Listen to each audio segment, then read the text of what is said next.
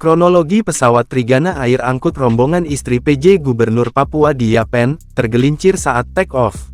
Pesawat Trigana Air tergelincir di Bandara Kamanap, Distrik Kosiwo, Kabupaten Kepulauan Yapen, Provinsi Papua, Senin, tanggal 9 September tahun 2024. Dilansir Tribun Tanda Hubung Papua.com, pesawat Trigana Air tergelincir saat hendak take off meninggalkan bandara menuju kota Jayapura sekira pukul 10 waktu Indonesia Timur.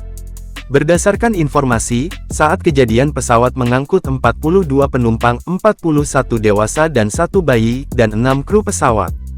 Semua penumpang dan awak pesawat dikabarkan selamat dalam insiden ini. Termasuk, istri PJ Gubernur Papua, Kerdina Ramses Lombong.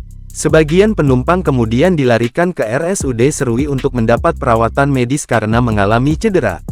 Sedangkan sebagian lainnya dievakuasi ke rumah dinas Bupati Yapen. Para penumpang dievakuasi menggunakan 1 unit ambulans milik RSUD maupun Polres Kepulauan Yapen, serta beberapa mobil milik Pemkab Kepulauan Yapen.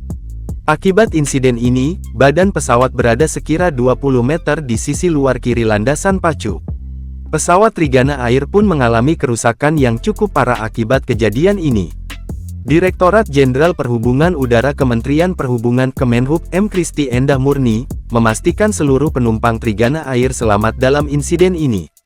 Ia mengatakan, terdapat 42 penumpang dan 6 kru pesawat yang selamat.